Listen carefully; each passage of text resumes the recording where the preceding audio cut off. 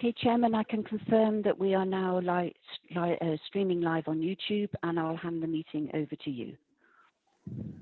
Thank you, Amanda. Good afternoon and welcome to East Devon District Council's virtual Audit and Governance Committee on the 24th of September 2020. I am your Chairman, Councillor Sam Hawkins, and I'd like to welcome anyone watching the meeting via the live stream. All participants here today are taking part remotely, and as well as being live streamed, the meeting is being recorded, so please bear this in mind throughout, and may I remind you to be careful with your language. May I also remind members that the Code of Conduct applies throughout this meeting. We also reserve the right to remove and disconnect any participant who is disrupting the meeting by whatever means. Please turn off any telephone devices onto silent.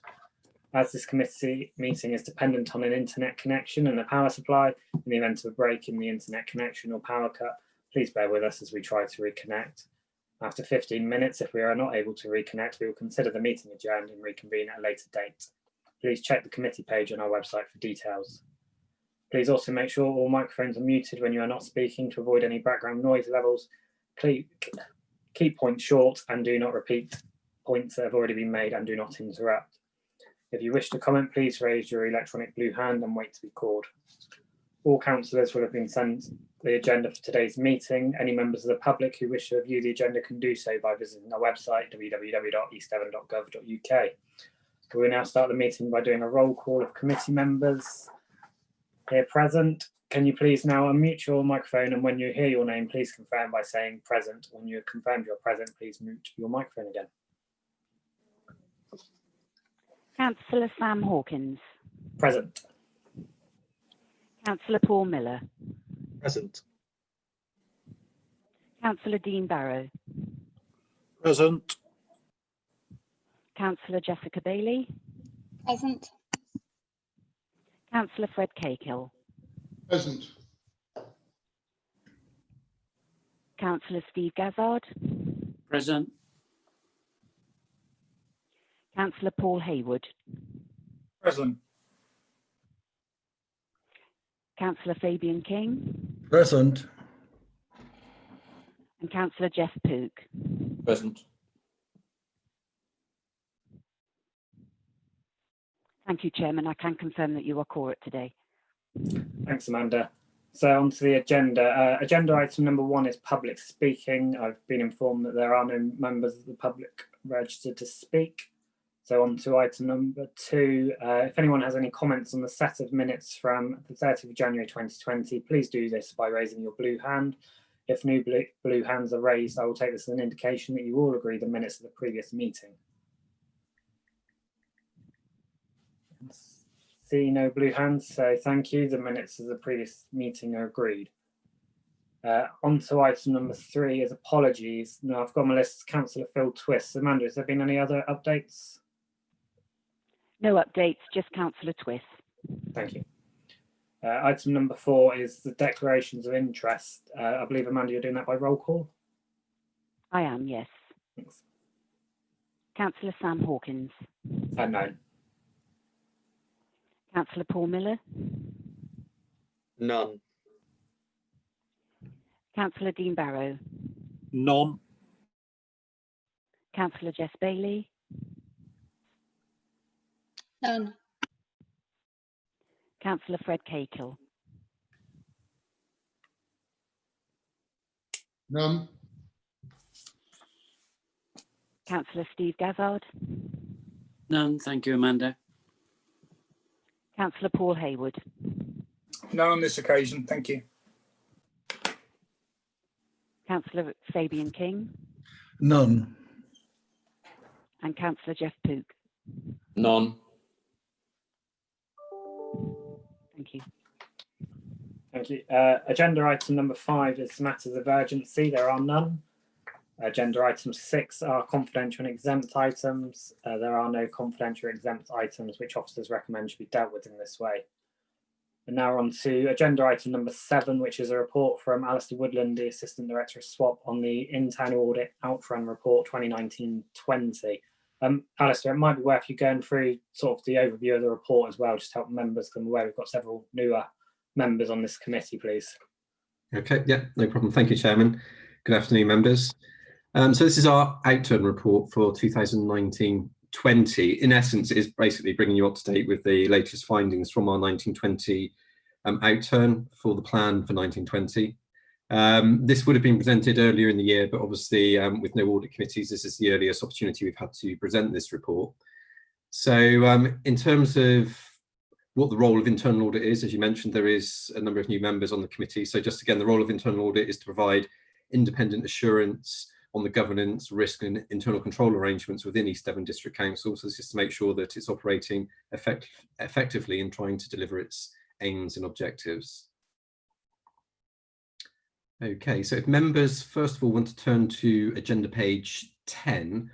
So what this is highlighting is the audits that when we did the last update in January hadn't been completed at that point, and this outlines the audits that have now been completed and their opinions. So again, for new members, we do give 4 opinions to internal audits, which is either substantial, reasonable, partial, or no assurance.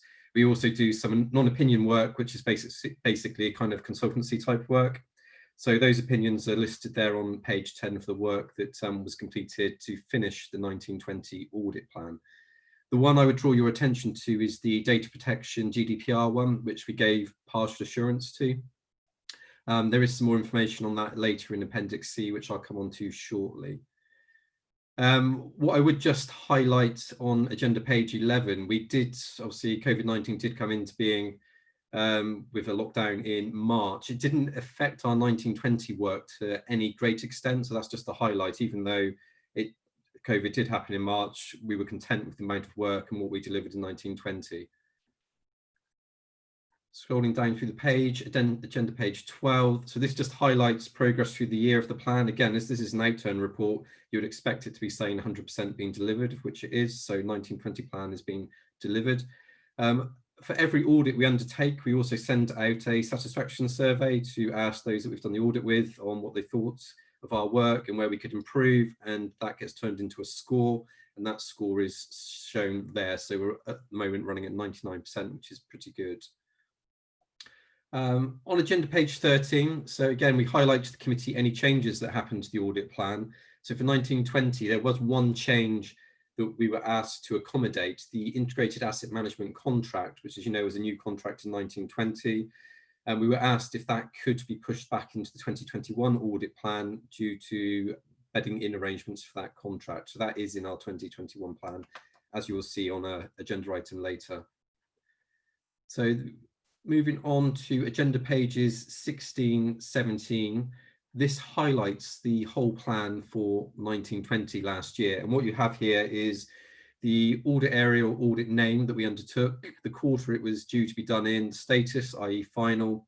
And then, as I mentioned to you, the opinions that we give, those are the opinions that are contained there, such as substantial, reasonable, partial, or no assurance. And then we also issue recommendations during our audits, and we have 3 priority recommendations: priority 1, priority 2, priority 3. So a priority 1 recommendation is more important than a priority 3. So again, against each review, you can see a breakdown of the recommendations. So on page 16, for example, if I picked on debtors, we gave reasonable assurance, of which there were a total of 3 recommendations, with 1 being priority 2 and 2 being priority 3. So scrolling down then, so the audit I said I'd highlight and bring to your attention, which was the Information Governance Review, GDPR. So I've highlighted on page 18, 19, 20 and 21 the details behind that review of why we gave it partial assurance. I think what I would say, I mean, with local government and local authority, all the services operate their own systems and databases. So in terms of making sure GDPR compliance is happening across the organisation, there are additional challenges because there are so many separate databases that can contain personal information. So that is a challenge facing local authorities, and we've seen that across a number of local authorities that we've done this review within. Here we're highlighting the reasons why we gave it partial within East Devon District Authority. And on agenda page 20 and 21, I've just highlighted the key recommendations that came out of that review and the agreed management response. And obviously a key thing for members to be aware of is when management are hopeful that those recommendations will be actioned to address those weaknesses. And so that's contained in the final column that says agreed action date. I know Henry is here to answer any further questions that members may have on this review. So at this point, if members do have questions on that review in particular, Henry's probably more than welcome to answer any questions, or on any other parts of this outturn report. I'm happy to answer any questions members may have. Henry, would you be able to give a very brief update on just what progress you're making on those recommendations? Because I'm aware some of them are about 5 weeks away. Anyone in particular, Chair, that you want to ask me about? Because some of them aren't actually mine. They're, for example, organisational development's responsibility in terms of training. So I can answer the ones that I've agreed to, if you like. I think one I was curious about is about the personal data being held longer. First, I was just wondering if we've had to do a self-report to the ICO if we are holding information longer than necessary, and what progress, if any, we've been able to make in that respect. So it's not a report in the sense that the risk to the individuals concerned is extremely low because it's held securely within our system. So the real problem is that we shouldn't be holding it longer than is necessary. But in terms of the use of that information, obviously it shouldn't be being used beyond the period we would expect. It's just that it's there, it's just sat there because the module that is required, somewhat, I hope I don't speak out of turn in the sense, but obviously some companies took an opportunity to use development of the models in a very tight time frame to their sort of financial advantage, if you like. And I think we had an issue over this particular module there. But I know Strata are working at it, and I did have a conversation with Simon a couple of weeks ago about the budgeting aspect of this and making sure that it was incorporated. And I have a feeling that it was, it's likely position that Strata are effectively going to be including it within the budget that goes to the 3 councils, because all 3 councils are, it costs to all 3 councils because obviously all 3 councils need it. So it is something that is being brought into play. From my perspective as data protection officer, I'm not worried about it being there, but obviously it's not ideal, and I would like it sorted as soon as we possibly can, obviously to make sure that we are as fully compliant as we can be. Great, thank you for that. Councillor Bailey, I can see your blue hand up. Yes, thank you. I'm looking at the document and I just want to check that I'm not missing anything, because the document that I'm looking at goes up to page 13 and I think we've been referring to page 16. So I'm looking at the document that's got priority 1 and 2 recommendations and recommended actions. Yeah, we are looking at the same thing. If you look on the left-hand side, it's got the page numbers per the entire agenda, or sideways, okay. possibly. So that's where it thank gets confusing. you. It's a report in a report. Thank you.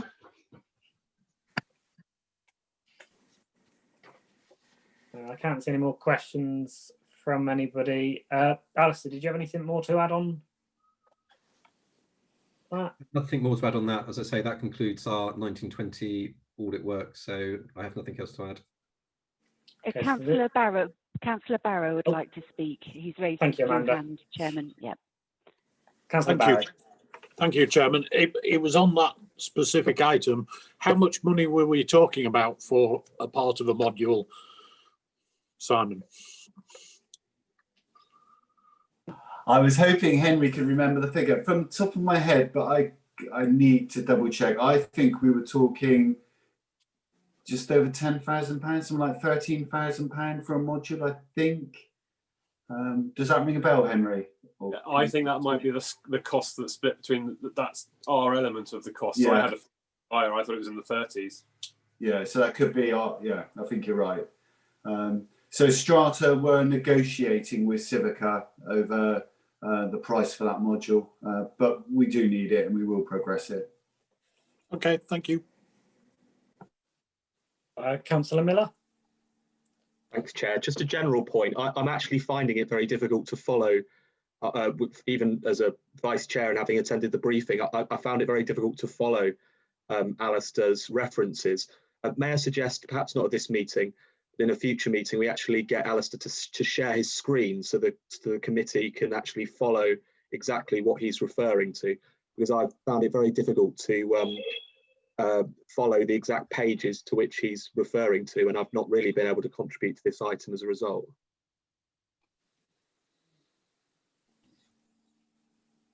No, I'd be happy with that if that's something we can work out in the future, which I'm sure we can. We've got a couple of months to the next meeting. Got Councillor Bailey next, I think.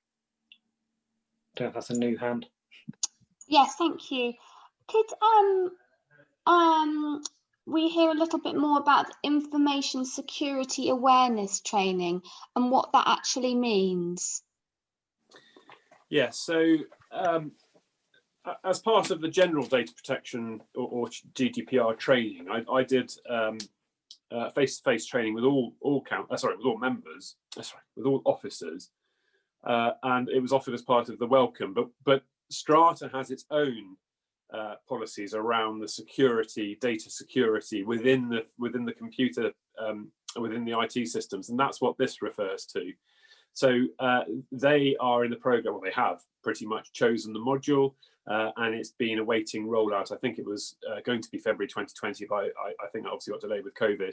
But there's been a commitment that will be rolled out for all members and officers as a mandatory training about the use of the IT systems and ensuring the security aspects, the data protection security aspects are taken into account as part of that. So it will sit alongside the sort of the more high level data protection training that all the officers have to do as well. Thank you.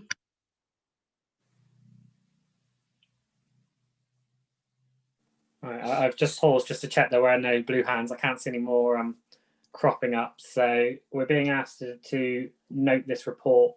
Can members of the committee please, if you're happy to note the report, vote using either your green yes or red no buttons at the bottom of the participants list.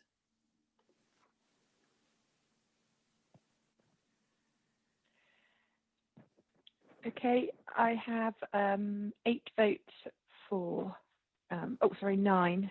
It's changing. That sounds like everyone. I think we've only got 9 members in today. Perfect, thank you. Thank you.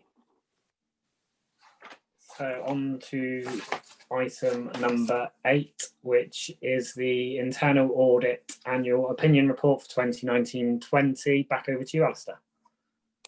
Okay, thank you, Chairman. I'll try and go a little bit more slowly, hopefully, so members can follow it through if that does help. So the purpose of this report is when we do our work throughout the year, we then have to give kind of our view on how well governance, risk management and internal control has worked over the previous 12 months. So this report is summarising our view on how well that has worked for 1920. So the key thing that I will draw your attention to is what is on agenda page 27, which is our page 3. So on there, it outlines our actual opinion, and at the top, it gives reasonable assurance. And again, our annual opinion is in line with our individual audit opinions to keep things simple. So there's 4 opinions that we could offer: substantial, reasonable, partial, or no assurance. So we are reasonably assured that in terms of the work we've undertaken during the year, we're reasonably assured that the controls, governance and risk management is working reasonably effectively. As I said in the previous report, COVID-19 hasn't had a major impact on our 1920 work. And the other thing I would stress as well, that our opinion is not a snapshot in time, it's a reflection of what we've seen over the year. So what I would say for members to take away from that is you should take some reasonable comfort that controls and processes in place are working reasonably well in terms of delivering your aims and objectives. So the rest of the report itself kind of gives a breakdown of the information behind how you reached that conclusion. So I'll just briefly talk you through those pages. So if you move on to agenda page 29, which is our page 5. So the 1920 audit plan was presented to this audit committee in March 2019. And what you have in the first column there of the original plan is a breakdown of the audits that we had in that original plan. So we do break our audits down into notional categories such as operational audits, key control audits, governance, special reviews, and follow-ups. And that just gives a breakdown of where those reviews were scheduled for 1920. And then you have what we actually did in the revised report 1920 in terms of what we delivered. Obviously, as you saw, there were 2 special investigations that we picked up during 1920. So there were some additional reviews that we did pick up in year. Moving on to agenda page 30, our page 6. This highlights where we would identify any corporate risks. So every review that we do, we assess our findings, what it means corporately. What does this mean to the corporate body? So if something is a significant risk corporately, we would highlight it as a separate risk. So throughout the year, there were 2 partial assurance audits that we had at East Devon. They didn't come out a corporate high risk assessment, so hence there's no corporate risks identified and highlighted in this report, but there are obviously 2 partial assurance, with the data protection one just being reported to you earlier. So moving down to agenda page 31, or page 7. This gives a breakdown of the opinions that have been awarded throughout the year. And again, you can see that reasonable assurance was the most common opinion we gave throughout the year. Just the opinions in terms of how it links into our annual opinion, there is a link, but obviously depending on the importance and the areas we're looking at, it can influence to how much importance is placed on that review when we form our annual opinion. So moving down onto agenda page 32, our page 8. As I mentioned in the previous report, we prioritise recommendations under 3 categories, priority 1 being the most important, priority 3 the least. That gives a breakdown of where they fell throughout the year. So the good news is there were no priority 1, but there was quite a significant number of priority 2 recommendations. So that just gives a kind of a overview of that for the year. Then moving on to agenda page 33, which is our page 9 and our page 10. As part of the SWAP partnership that you are members of or owners of, and we obviously do stuff outside of our audit plan as well that we hope you will benefit from. So there's various fraud bulletins that we circulate, partner newsletters, which some of you members should get, and I will need to make sure that new members of the audit committee are on the circulation list for those publications. Other things is part of the partnership is we do always try and look to make sure we maximise benchmarking and best practice where we can across the partnership. So a number of the reviews throughout the year, we did do benchmarking as well to see how you compare to other authorities within our partnership. And one of the key drivers as well that we're looking at is maximising our use of data analytics across our work. So that is something else that we're making sure is prominent. Moving on to agenda page 35, which is our page 11. So this just highlights kind of the overview of our performance for 1920. So as you say, 100% of the plan was delivered. And as I mentioned to you before, we do send out a quality satisfaction survey. There is the scores and what the targets were for the year. And those are broken down there for you. Moving on to agenda page 36, our page 12. Part of the annual opinion report also has to comment on our performance. So what I would say is we were recently assessed against the public sector internal auditing standards. That is agenda item 11. So I'll be speaking about that in a little bit more detail later on the agenda. I think the key thing again on this page that members should take away is that we were found to be in general conformance to the standards, which is the highest rating you can be given.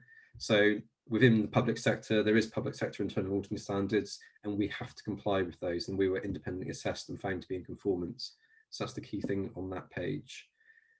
Agenda page 37 and 38, I did gloss over this on the previous report, but it's just to highlight these are the definitions that we work towards. So again, being new members, it's probably worth just highlighting these to you. Substantial, reasonable, impartial, and no assurance. It kind of gives the terminology of what they mean. And likewise on agenda page 38, our page 14, what those priority mean and what our risk reporting implications mean as well with the high, medium, and low. Final page on this report is just an overview on Appendix B of the audit plan for the year. So again, you know what we undertook for the year and what we're basing our annual opinion on, because obviously we can't look at all areas within the organisation. So we have to pick and choose exactly where we're focusing our time.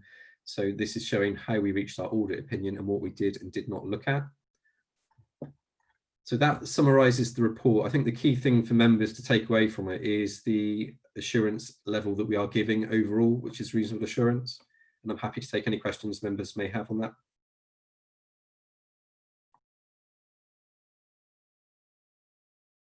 Councillor Pook. Thank you. It was just really a question going back to, I've lost the page now.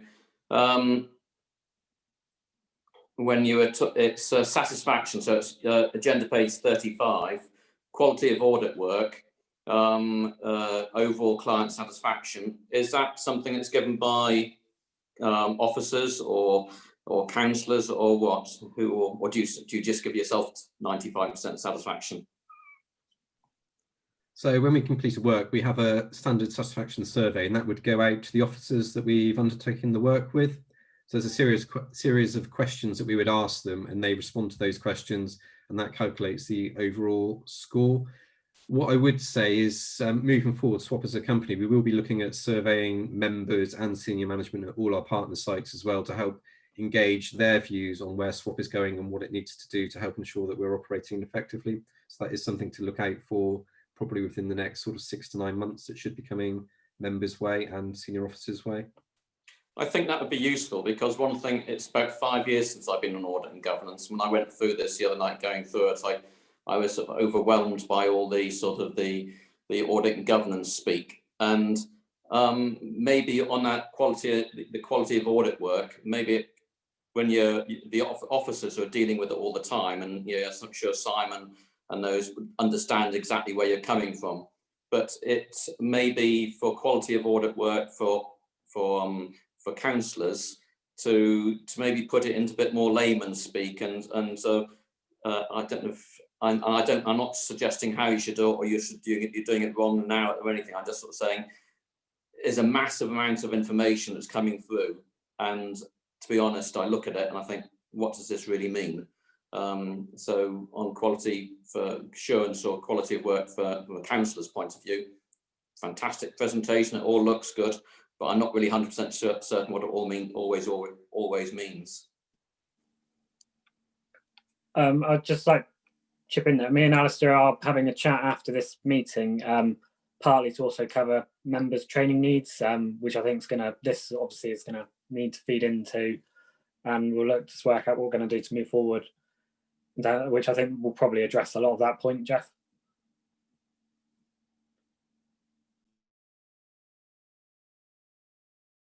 Councillor Bailey. Thank you. It's just a question. So the audit opinion summary, how do we benchmark against other local authorities, and how has that changed in recent years? Has it improved or not?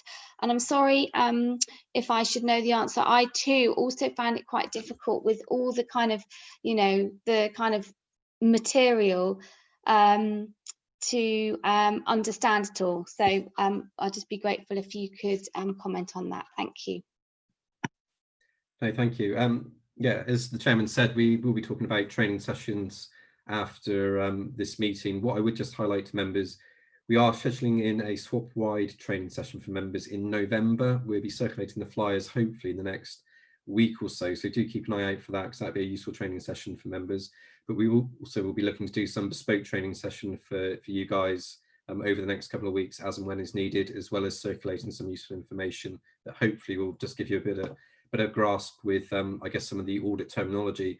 But I do take what Councillor Pook said, because I think in the internal audit industry, there is an acknowledgement that some of the terminology does put people off. It doesn't make it as interesting as what it could be. So that is definitely something we would look at working on as well. In answer to your question about the opinion, how do you benchmark, is a really good question. So I haven't mentioned it yet, but I was going to mention it on agenda item 10. SIPFA have suggested a standard set of criteria and assurance categories, which for us just means one tweak, that we'll be removing partial and putting limited in.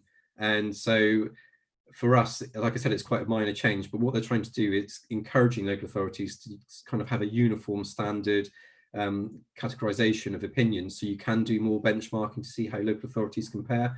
Obviously for East Devon and within the SWAP partnership, how do you compare favourably? I think most internal audit, most local authorities within our service do get reasonable assurance, although there are one or two that have got partial assurance over the previous few years. In terms of East Devon's history, it's pretty much been around the reasonable assurance line, so this is in line with what's been happening in previous years. So hopefully that answers your question. Thank you. Thank you.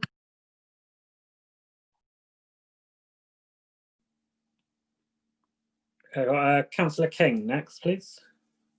Thank you, Chair. Fantastic summary. I've got the benefit of looking at another screen for the document.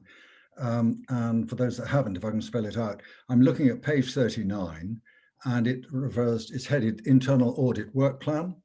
And if you could just throw some light onto the next level of detail, because this obviously is a summary report.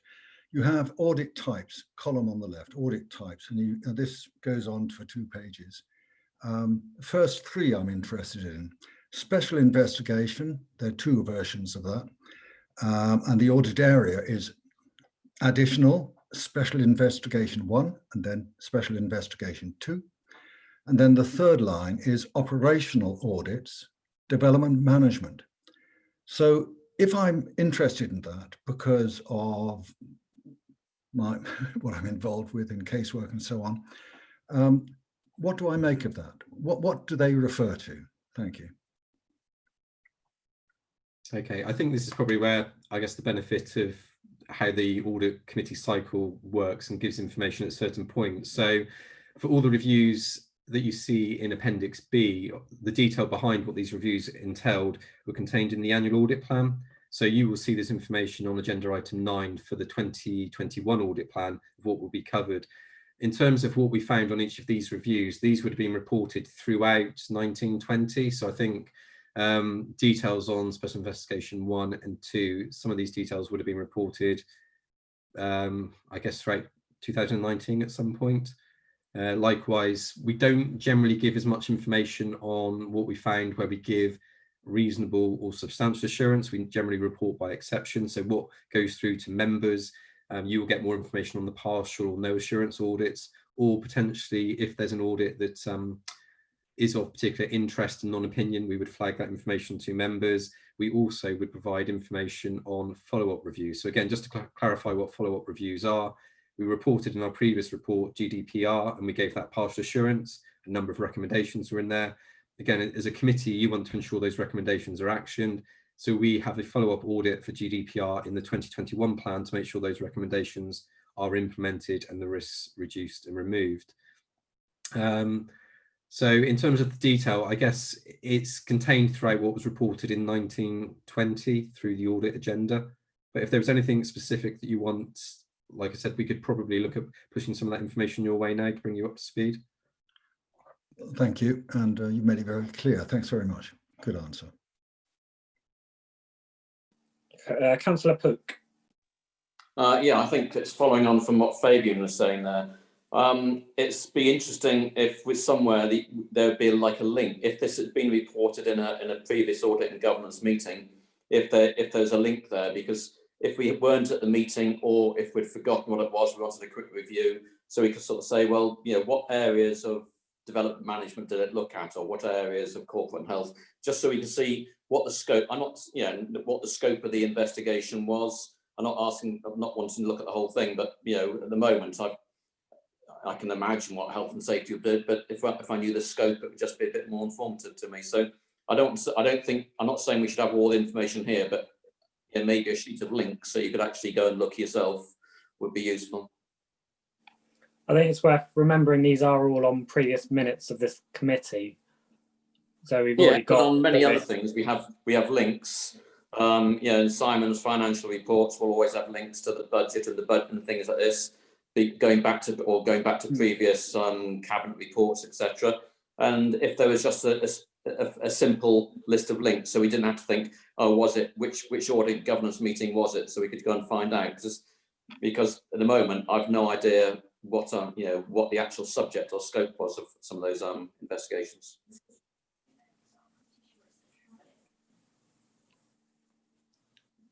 Okay, I've got Councillor Gaza, did you pop your hand up, or is that just a tick? I wasn't sure. Oh, you're still muted, I'm afraid. Can you hear me now? Yes. Okay. Yeah, it's just to follow on from what Fabian and Jeff has said.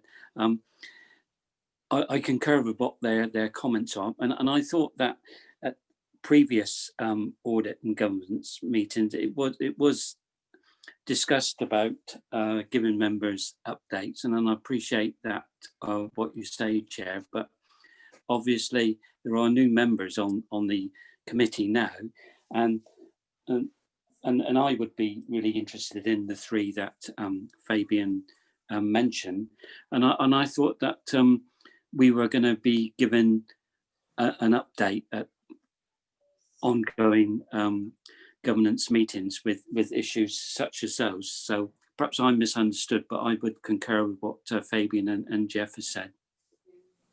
Thank you. Thank you. Alistair, did you want to come in? Sorry if I may. I mean, I can't promise anything in the short term, but I know, again, SWAP as a company, we're looking at what information members have access to. There's various ideas on the table at the moment in terms of having more real-time information for members, and also some sort of portal that not just members but also senior management can refer back to, so it's easier to get hold of information that's been happening. So we do appreciate members do change on some of the committees, but as I said, I can't promise that this will happen in the short term, but certainly over the next 6, 9, 12 months, we'll be looking at trying to set up something that gives members access to a greater level of information, and so hopefully that will resolve some of these issues. Thank you, Alistair. Councillor Hayward.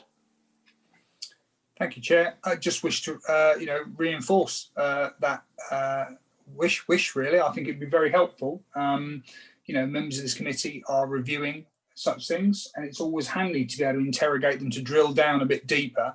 We don't want to tie up officer time or Alistair's time by making requests, but a simple hyperlink within that document, you just click on it and it just pops open. It's a fairly rudimentary thing. I appreciate it takes a bit of sort of formatting of the document, but once you get into the swing of that, it just becomes the norm. And I mean, looking at that list there, for me personally, I'd like to be able to click on the members' declaration of interests and just click and see what the scope was, see what the outcome was. Similarly, with debtors, and especially now, the commercial property investment framework. It's just those helpful bits, because agreeing with Councillor Pook, all of us are busy, and that's not getting out the world's smallest violin, but we are all busy. Everyone here is busy.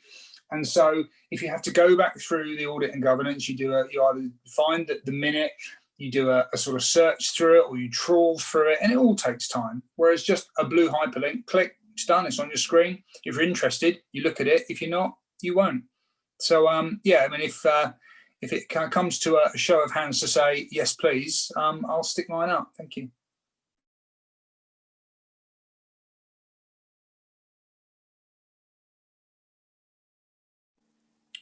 Not seeing any more comments. I think there's been a strong call, obviously, for a rework of this plan regarding hyperlinks, obviously showing on the internal audit work plan. So I guess that's a request from us more to swap than anything else. And on top of noting, so can I take that as a request to swap to review the internal audit work plan report to us going forward with a look to include hyperlinks to the relevant reports, and that we note that report if you're happy with that? Not seeing a sea of hands or X's, so I think that's all right. So if I can just get everybody to vote then on that using green ticks or red X's, please.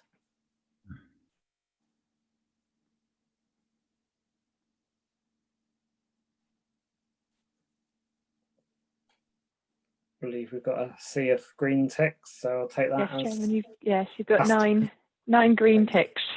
That's great, thank you. On to the next item, which is item number 9, East Devon District Council's internal audit plan for 2020 and 21, and the audit charter. Back to you, Alistair. Thank you, Chairman. Yeah, so just to conclude, obviously everything we've talked about so far was the 1920 plan, which I appreciate obviously predated a number of members on this committee. Again, this report that you've seen in front of you, this would have come to the March 2020 audit committee for you to approve, but because of COVID, it's obviously been delayed. So what I would say with the plan that we have in place, the work we've allocated for Q1 and 2, we have been undertaking. What I would also say is in terms of how we pull the plan together, we do engage with senior management. We also have the swap view on risk, and we also try and get as many members as possible on the audit committee to share their views. So I know that the audit committee chairman did send out requests to audit committee members back in January, February for their views on risk and what might need to be included in the 2021 audit plan. So this document is basically just summarising how we reached our 2021 audit plan. First thing I'd ask or draw your attention to is on agenda page 45, our page 2. So it kind of just highlights the factors that we considered when we're pulling this plan together. What I would say is obviously we put a plan together for March, but because of COVID-19, it was then subject to a number of revisions as the risk environment changed. from our point of view, even though we are putting the plan in front of you, it will still be subject to change and revisions as we go throughout the year, but those will be communicated to this committee. So on to agenda page 46, our page 3. This is kind of the risk assessment of looking at what the key things that are going on that we need to take into account when we're looking at our annual plan. That is contained there. So what you would expect is a lot of those core areas of recommended coverage at least work their way into our plan in some shape or form. Obviously, some of the key issues at the moment is around COVID-19 and the impact of COVID. And every review that we undertake, one of the questions we will be asking is what has been the impact of COVID-19, because I appreciate it will vary service to service and area to area. Moving on to agenda page 47, our page 4. So what this is effectively showing you is the coverage of our plan against your corporate priorities. But also with SWOP, we developed what we call the Healthy Organisation Review, and this picks up key core assurance areas that you would want to make sure are covered under the medium term, i.e. over a period of 1 to 2 to 3 years, you'd want to make sure these areas are covered. And this just highlights the level of coverage that we've got across those areas in the 2021 audit plan. The one thing I would just highlight here is around, obviously, risk management. We haven't got a lot of work in the risk management area. That might be something that we want to bring in for the 2021 plan at a later date, maybe something for later in Q3 or Q4, given the importance of risk management with COVID-19. So that might be something for members to consider as well. What I would then ask members to move on to is the plan itself. So on agenda page agenda page 50, which is our page 7. This is the start of the audit plan. So what you will see is on the left-hand column, the audit name, and then it gives a brief rationale of what the review will look at and why it's in the audit plan, then what quarter it's in, how it links back to your strategic risk register or operational risk, how it links back to a corporate outcome or one of our healthy organisation themes. The other thing I mentioned is how we categorise our work. As I said, we have key, control, operational. So this is broken down into those categories. So page 50, agenda page 50, what you're seeing is the key control reviews that we will undertake. So these are kind of financial key areas that underpin some of your financial accounts and have obviously a significant amount of transaction and value going through them. Moving on to agenda page 51. So this is the governance, fraud and corruption type reviews that we undertake. And again, you can see the names of those reviews, what it is we will be looking at and how they tie back to your corporate priorities and risks. And that goes on down through to page 54. What I would say is the audits listed for Q1 and 2, we've already started undertaking. As I said, this is a report that should have come in March 2020, but unfortunately there was no audit committee to bring it to. So there have been a few tweaks to it throughout the year. I know that some councillors have contacted us to ask for some additional or some work to be added into the audit plan, so they have been incorporated. So that is the thing when you're looking to approve the audit plan, that is agenda page 50 through to 54. That is what you are approving. The second item that you're approving within this paper is the audit charter. So the audit charter is a requirement by the audit standards. We have to have it in place. It kind of outlines the relationship, role, responsibilities of senior management and how we operate within East Devon District Council. It is quite an important document. One thing I would say, the charter hasn't changed from last year, so hopefully it's a case of rubber stamping it. But those of you with eagle eyes will notice in our independent external assessment report, there is a recommendation that we add more in on the nature of our consultancy type activities that we might be asked to do. So I do expect this charter to be updated and changed, ready for March 2021. So those are the two items I'm asking you to approve as a committee, and I'm happy to take any questions members may have.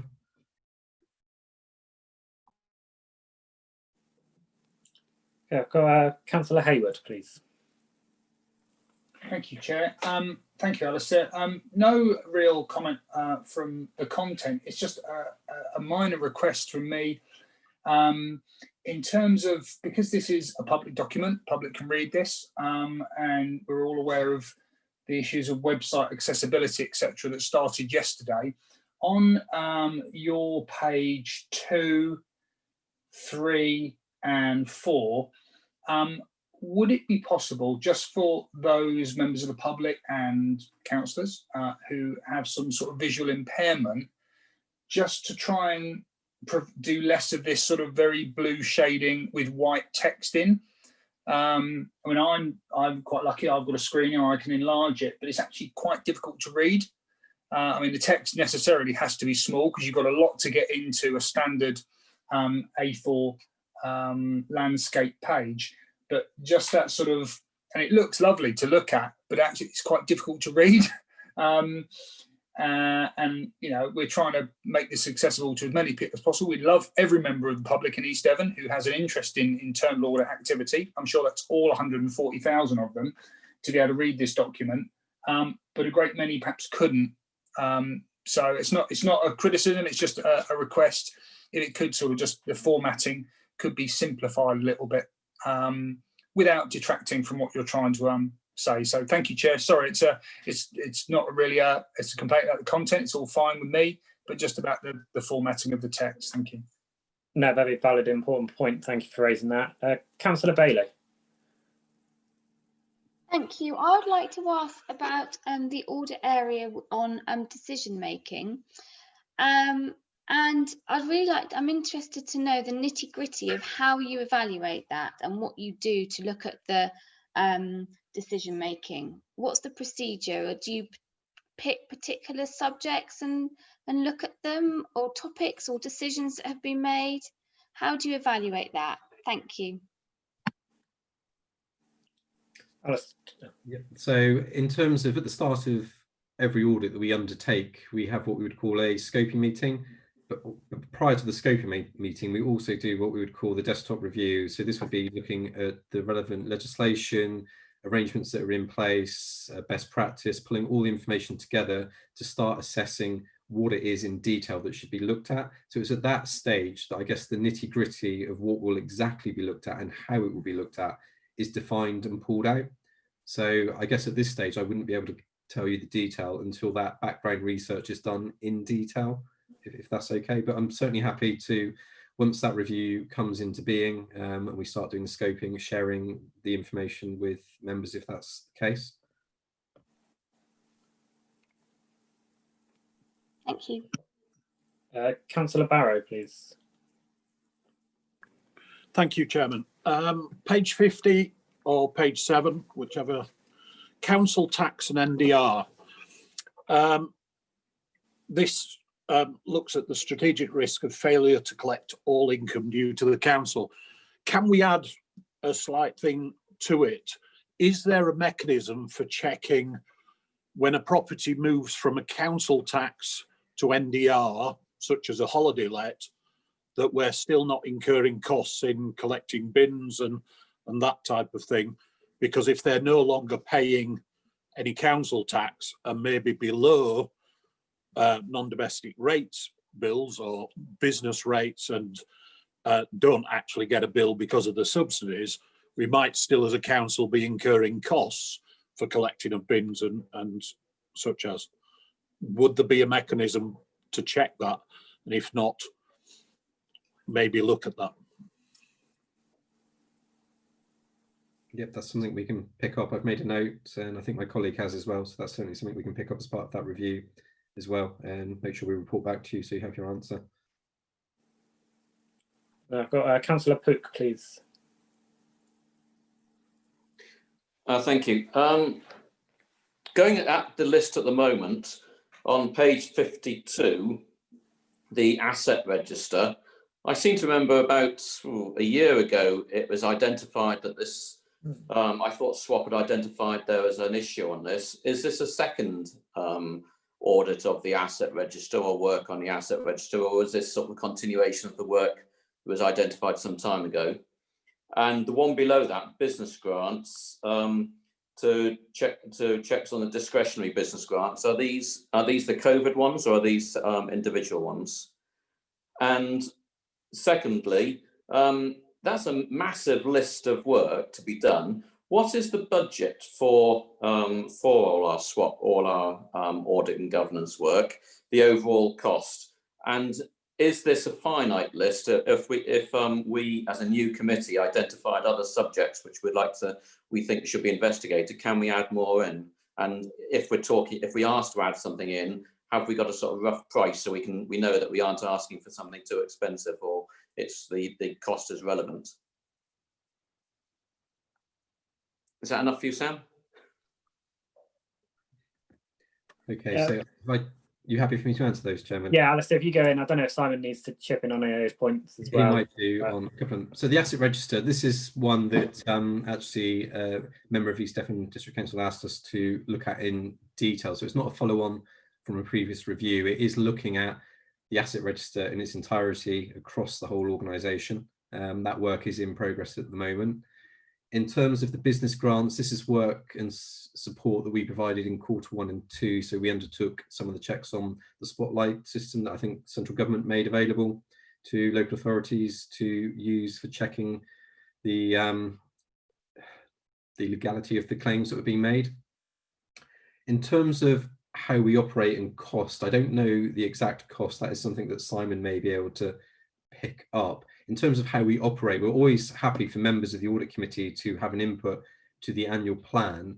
I think for us, it's in terms of trying to provide a service and prioritising what are the most important areas. So you talk about adding things into the plan. What we would look at doing is, well, is something you want us to look at more important than something that's already in there, and whether it's moving something around. So from my point of view, we have to give enough coverage throughout the year to be able to give an annual opinion. So that is something that I'd always be looking at to make sure that we do give that sufficient coverage. But there is a degree of flexibility within the plan. And as I said, we would always welcome members' input on areas that they think should be looked at. Obviously, it's justified by in terms of potential risk exposure, and then yes, definitely we would take it into account. As I say, on the cost one, I might have to defer to Simon.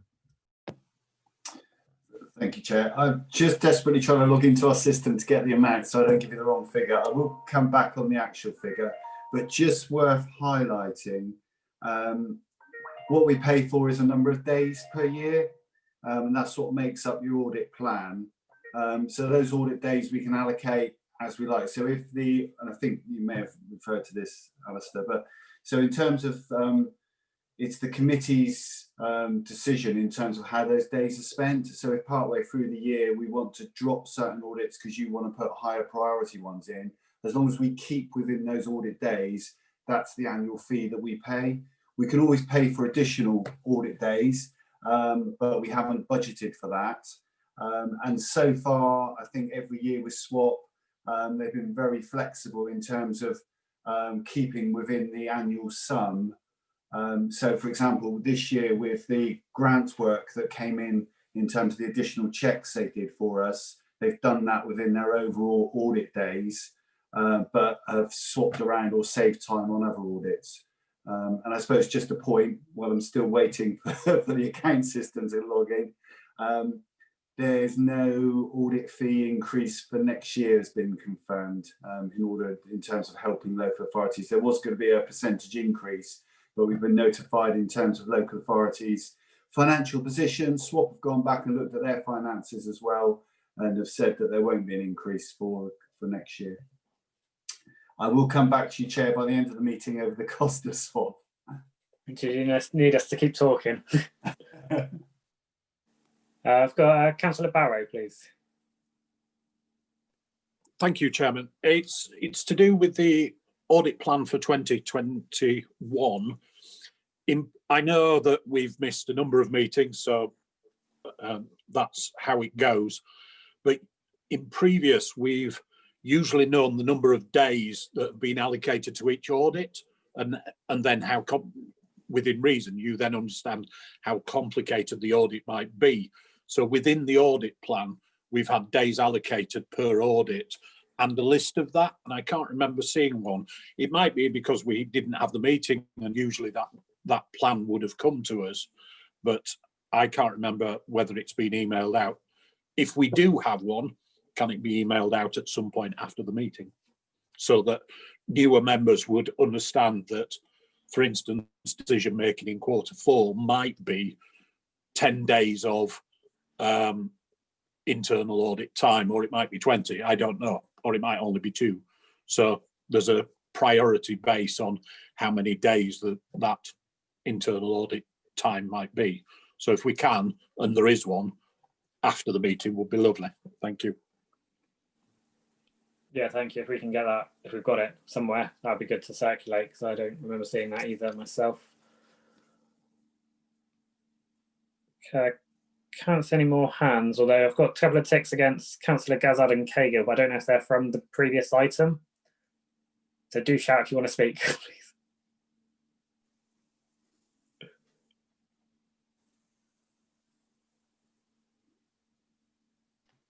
That green hand was left there after a vote. Thank you. Okay, on that basis then, obviously we've had a couple of requests back to swap regarding the formatting of the first couple of pages, just to help people read that, and around the days being circulated out. So if I can take, as well as done to approve the internal audit plan and audit charter, I'm happy to just take that all as one item if we're happy to just do the green ticks and crosses again, please.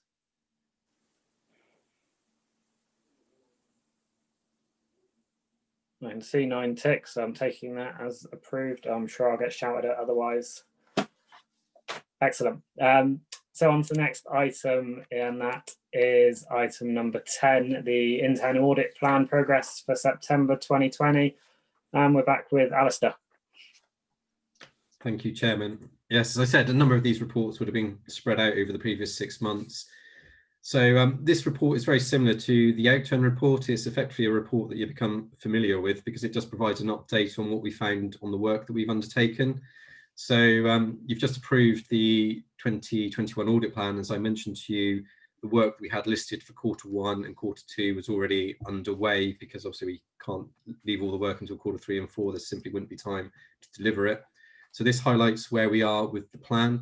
So the key things, again, as members that you would be looking for on this is in terms of where we are with progress of the plan, any changes that we're highlighting to the plan, and any significant findings that we're highlighting that you need to be aware of as members of the audit committee.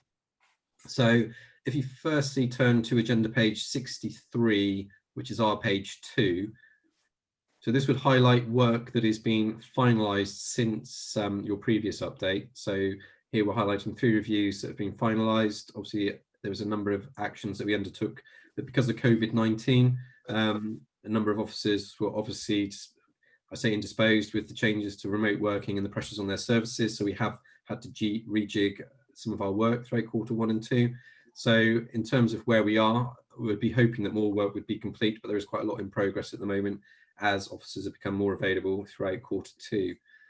So there's 3 items there that are complete: the affordable housing, which we gave reasonable assurance to. We've already talked about discretionary grants, the spotlight checking that we undertook, which again, because it's just undertaking those checks, it's not necessarily giving an opinion, hence why it says advisory. And we've also undertaken some audit committee benchmarking work, which I'll be discussing with the audit chair after this meeting. So moving on to agenda page 64, as I just highlighted, there has been a bigger impact on our 2021 audit work because of COVID-19, as you would expect. So obviously Q1, it was very hard to progress work due to the level of disruption that was in place, but we're still hopeful that we'll be able to undertake the revised plan that is in place. Moving on to agenda page 65, this just highlights where we are. Obviously, we haven't received any quality satisfaction surveys back yet, but obviously we haven't issued that many final reports, so we wouldn't expect too many back so far. Moving on to agenda page 66, again, this is where we would highlight any changes to the audit plan, but again, as the audit plan's only been approved at this committee, there isn't anything here that I'd need to list or bring to your attention. But likewise, if in the future you do feel there should be changes to the audit plan, or there are any changes that we have to make, they would be listed here, so it's there for a record for all members to see. So moving on to agenda page 69, which is our page 8, and scrolling through, that is a replica of the plan that you've just approved. So you have the audit titles, and as I said, in terms of the detail behind those reviews, what they're taking, that is contained in that audit plan report that was presented as agenda item 9. Some of these have now moved along in terms of progress, so some of these have reached kind of informal report stage where we've reviewing the work, and we'll be issuing reports in the next couple of days. So broadly speaking, I think because of COVID-19, we're probably maybe a month or so behind where we'd want to be, but hopefully that time will be made up. As I said, it's a short report because we don't have too much to report at this point in time, but happy to take any questions members may have.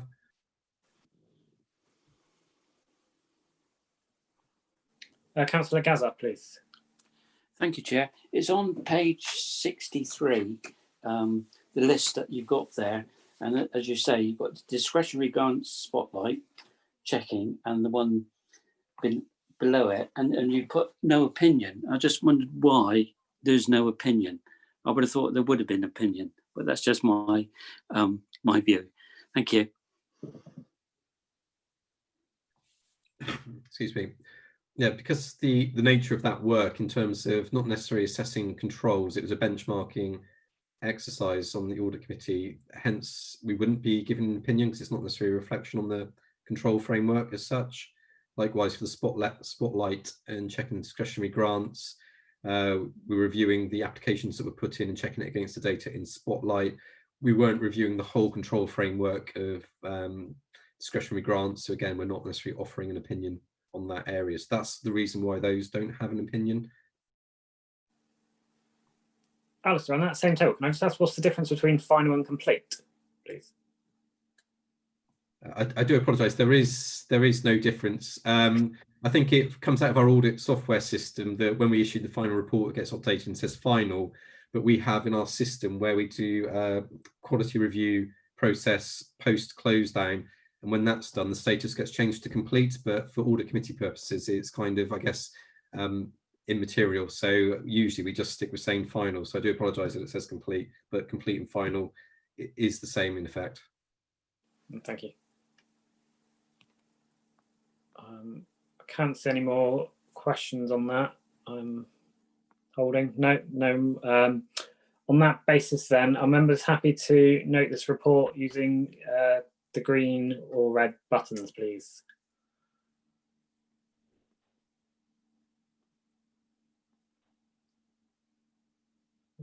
Sea of green, thank you. You got 9. Oh yeah, 8, 9. Sorry, that was me. Okay, 7. On to the next item, which is item 11, the swap independent external assessment report. Alistair, please. Thank you, Chairman. Yep, so this is the final report from me in terms of the independent external assessment. Under the public sector internal auditing standards, we're required to be externally assessed every 5 years, and this is to make sure that we comply with those standards. I will be sending out some information to members at a later date on the public sector internal auditing standards, so you're aware of those in a little bit more of a detail. I think there is a link in this report that will take you to those standards if you have not already clicked on it. So we were last assessed in 2016. We were assessed recently again in February 2020, just before COVID. There was a little delay with the report being issued because of COVID-19. So I would first draw members' attention to agenda page 76. This just highlights who undertook that external assessment. So it highlights Chief Internal Auditor for Orbis and the Head of Audit for the South West London Audit Partnership. So they came in and undertook a review looking at our processes, how we operate to make sure we're complying with those standards. If you turn to agenda page 77, this kind of gives just a brief overview of what they said about how SWAP is operating. And we did ask them to not just look at the compliance with public sector internal auditing standards, but we did also ask them just to provide some feedback on how our partnership is working, because they both work in partnerships themselves, see if there are any pointers or areas that we could do to improve. So if you move to agenda page 78, as I said, there's 3 definitions that they can assess us as, which is generally conforms, partially conforms, or does not conform. We fell into the top category, which is generally conforms, but you will be aware from agenda page 79, there are some actions for us to do to improve. And as I mentioned to you before, I think it's the 4th one down there, the internal audit charter needs to be extended to cover the types of consultancy work. So I said to you, we will be looking to update our charter, and that will be coming to your next audit committee in March, or the next committee in March 2021.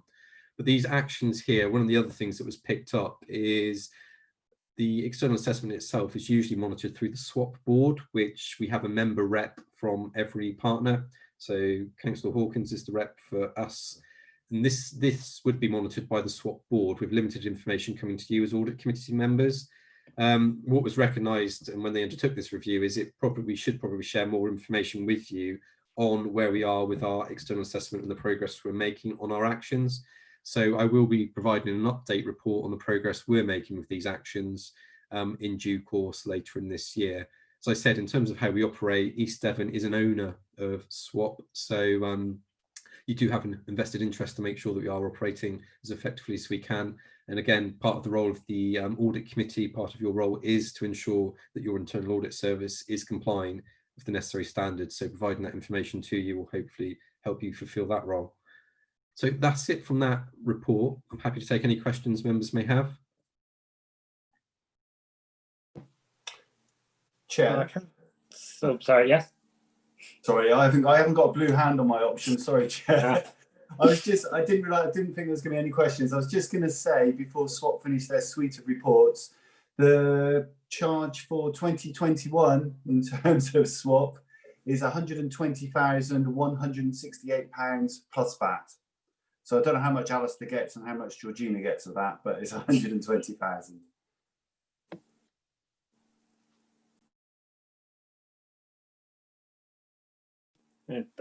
Thank you, Alistair, for that run through. I can't see any blue hands. On that basis, are members happy to note the report, please? Ticks and crosses. Oh, Councillor Hayward, sorry, I just saw your blue hand pop up. Was that a question or an abstention? Apologies. Ow. I had big chunky fingers and I was trying to press the green tick and press the wrong one. Sorry. Fine.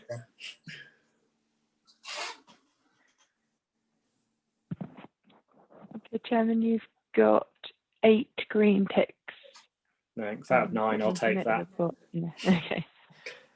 On to agenda item 12. Alistair, I'm sure you'll be pleased you can finally stop. This is a report from Grant Thornton. I can see we've got both Jackson and Steve with us. I'm not sure who wants to take this one. I think Steve was going to take this one. Yeah, thanks, Chairman. Just trying to find the mic to unmute. Yeah, I'll take the progress report. This is, as there's been no meeting since January, this is just an update on where we are with the audit. You'll be aware that the reporting target is now the end of November from what would have been July. So we're not bringing any sort of findings report on the accounts audit as yet. If you look at your page 84, my page 4, we just set out where we are with the statements audit. We have the draft accounts and working papers, and we're ploughing our way through the audit work as we speak. So we're probably about 50 to 60% of the way through the audit so far. Nothing alarming has come up as yet to bring to your attention, but we will bring a full report on the audit to the November meeting. And that applies to the value for money assessment as well. These were the work that was set out in the audit plan, which would have gone to the March audit committee, but because of the cancellation, I believe was circulated to all members of the committee. But I'm conscious we've got new members of the committee who might not have seen that audit plan. So what I suggest is, if that's acceptable, Chair, to get the audit plan resent out to members. Yeah, that'd be good. All got that, and we could, if we could minute that as well, so that we've got a record that it's sent then. So we're working our way through that. Again, certification of claims. We do the pooling of capital receipts and the housing benefit return. We audit those, and that work will start once the accounts is finished later on in the year. There's a note there about audit fees, which links in with something which isn't in this report, but you may well, as an audit committee, want to be aware of: the Redmond review of audit provision in local government. Mr. Redmond produced his report last week with a series of recommendations to be considered, the provision of audit in the future. And again, we will bring an update to that, probably to the next committee. The rest of the report then is around the sector updates and various reports that have been issued. And myself and Jackson be happy to take any questions from the committee on those. Thanks, Steve. Just touching on that point where you said about the Sir Edmund review, I think that's a very useful one for members, actually. It's probably worth, you can find it on gov.uk, or we can circulate the link. Even if you just read the executive summary, it is quite a useful thing, I think, for us, because that's going to draw up future issues. Yeah. At the moment, you look to have got away without any questions. I'll give it a second. Well, it's 8 months and no questions. Just thinking, obviously last year there was delays with audit report opinions and that from the guidance. We've got November as the I believe the term's now the goal rather than the defined timeline when that's due. Are we on track for November, or do we see it slipping? At this point in time, we're on track for November. Let's say we're major part of the audit has been completed. We still have areas to look at and resolve, and subject to anything like McLeod last year came out of the woodwork late in the day. We are expecting to be able to report and sign in November. Should that change, obviously we'll obviously report back to Simon and through yourself through the audit committee. But we're not anticipating to go beyond November at this stage. Thank you. I can't see any other hands, so we're going to minute about the audit plan to be recirculated to members, and otherwise, are members happy to note this report, please? Mr. Chair. Yes, sorry, Paul. I suppose my only observation, and it's a very interesting report, and again, full of hyperlinks, which take you straight to where you want to be. I suppose my only comment, and I'm more than happy to vote and approve it, is I suppose the adage of he who pays the piper calls the tune, and the report commissioned by the County Council Network saying how great county councils are is very interesting reading to those in the district council, and I'm just wondering if the district council network has read it as well, and whether they want to commission something with Grant Thornton and see if it comes up with a different answer.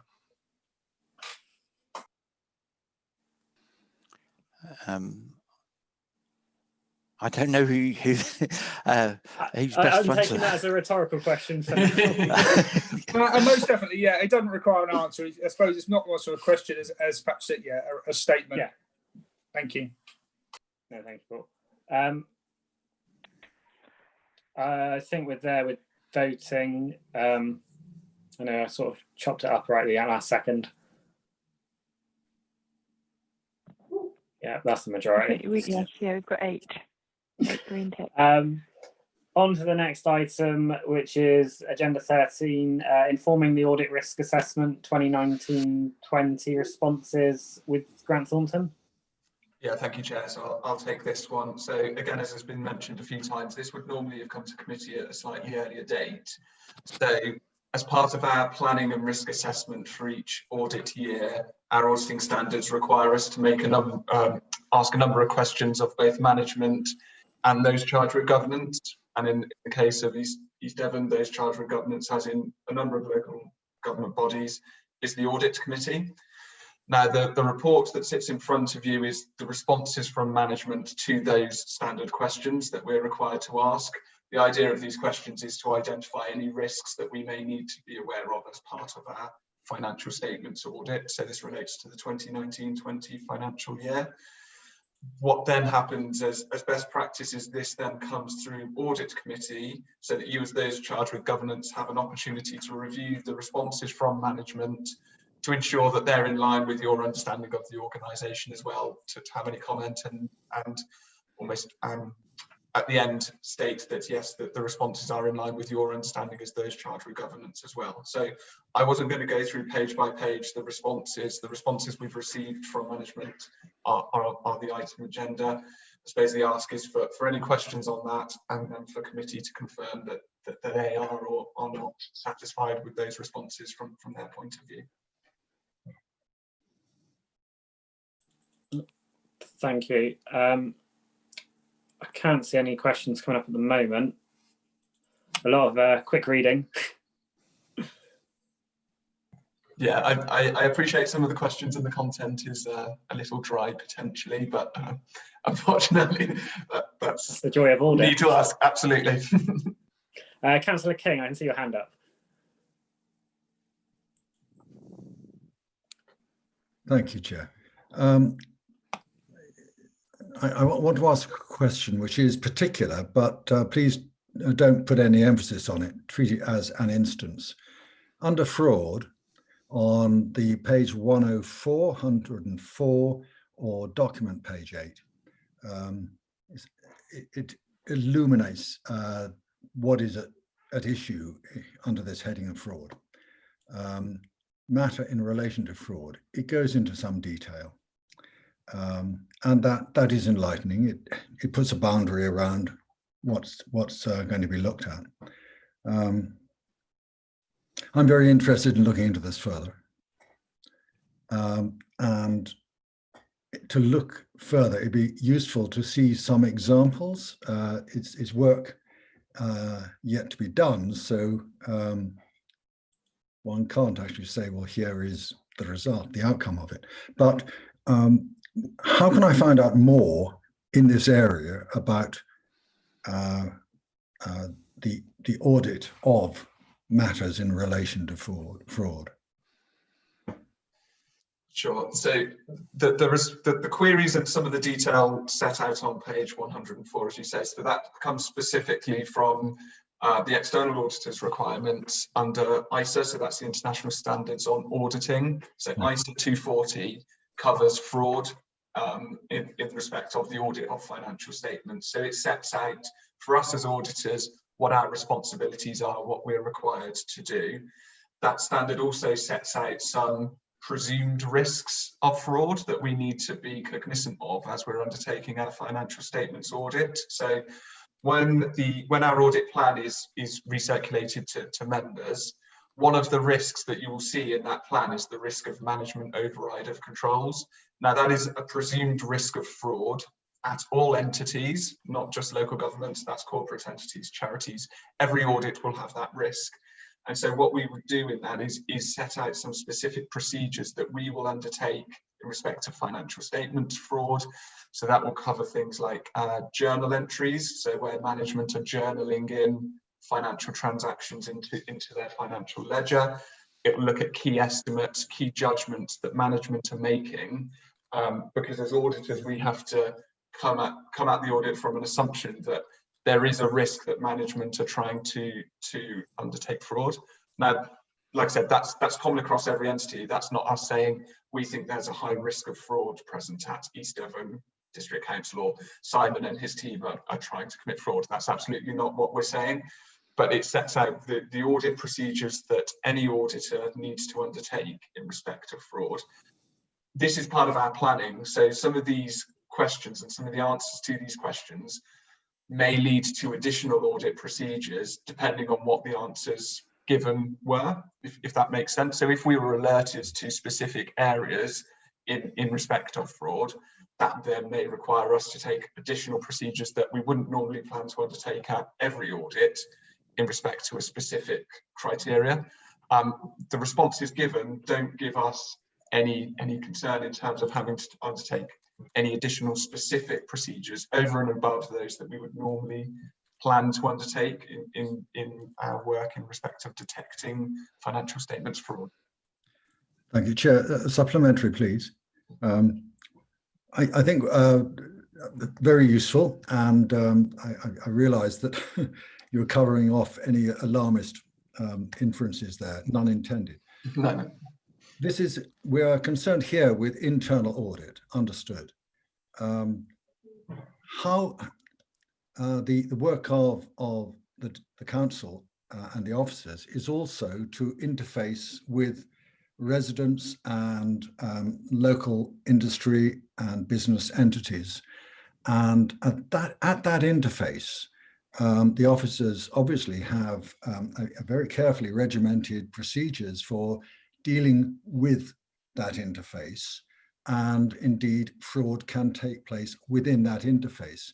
So just a simple question, we are looking at internal audits. Does that include the management of the risk across the frontier outside the council into the district to residents and businesses? So we're actually talking here about external audit. So we're the council's external auditor. So this is in respect of our role as external auditor. You're absolutely correct. Internal audit are also there as a barrier to fraud, or will look at fraud risk and give response to fraud risk, or do specific reviews of areas. Alistair may want to jump in and just mention that. So in terms of our responsibilities, we're looking at fraud from a financial statements point of view, rather than necessarily some of those other areas that you've just picked up. Clearly, if we become aware of something during our audit, we have a role and a responsibility to follow that up. But our focus here is around external audit and the financial statements of the council. Chair? Chair? Yeah, Fabian, you speak, and then I don't know if Alistair wants to add. Yes, please. May I just, well, maybe Alistair will answer. I wonder where to direct my question then, and perhaps Alistair is answering it. I'll step down. Thank you. I guess what I can say is, I mean, in terms of how we operate, we have to consider fraud in every audit we undertake. It's one of the things when I mentioned about the background research, you're considering risk, you consider fraud risk as one of the first things that you're looking at. So the key financial work we undertake, we always look at making sure we're looking at controls that manage and mitigate the fraud risk. But as you say, in terms of officers going out to members of the public, etc., which is why, in terms of the work we're undertaking, the ethics, culture and governance review that we've got in Q1, which we've done most of the background work, the piece of work we're wanting to do now is push out the questionnaire to officers and members to engage their view on their understanding of good ethics, good culture, because obviously if that is there, that can undermine the effectiveness of controls that are in place. So we do look at fraud from various different angles. Hopefully, as I say, our ethical governance review will pick up the culture within East Devon in terms of making sure that people do have the right views, that officers that do go out and engaging with the public are aware of the right things that they should be doing. But what I have to say is control is no absolute guarantee. So fraud can always happen. You can have the best control framework in place. It can take collusion, which is very hard to mitigate against. But what I would say is it is something that's very prominent on the work that we undertake. Can I also add, Chair? Yes, please. So just also, if I've understood your question correctly, Fabian, I think there are elements there that internal audit would play in terms of the reviews they carry out to ensure in the various processes we run that there are checks and balances in place in terms of fraud. So in terms of each year, you'll see in our controls that are looked at by internal audit often come the debtors, revenues and benefits in terms of council tax, business rates. They are key areas of transactions that are financial. So there'll be a lot of controls within those teams, within those systems that are down for internal audit just to check, make sure we're running best practice. There's also an additional element of fraud, which I think you're probably getting at, in terms of our dealings with the public, in terms of how we deal with customers, whether that's people paying council tax, people claiming housing benefits, people in our council houses, etc. And there are certain frauds that are prevalent in those particular areas. And we have an internal team, in addition to internal audit, that look at those elements as well. So we do carry out particular reviews like single person discount on council tax, make sure people are living by themselves, carry out rent reviews to make sure that people who are on the tenancy are actually living in our council houses and haven't sublet. So there are a number of those sorts of checks we carry out as well. I think that's probably where you were coming at. But if you want to chat in more detail about the different levels we have, happy to do that and probably involve Alistair as well. It's a separate exercise if you like. Thank you, everyone. Councillor Bailey. Thank you. I've just got a question about the going concern considerations, if I can ask about that. And that's question 8. And is the management aware of any existence of conditions or events that may cast doubt on the council's ability to continue as a going concern? And the response is yes. And then there's some further discussion about it at item 9. And I just wanted to know, and forgive me if it's somewhere else or in another document or in one of these other documents, I just wanted to know what event or circumstances that's referring to, please. Simon, you're probably best as it's your response or management's response. Sorry, Jess, could you give me the page number? I filled this form in a long time ago. Page 115 on the entire report pack. Thank you. Yeah, I've got it on page 19 of 30 on the document that I'm looking at. Okay, well, it's agenda page 115. Bear with me.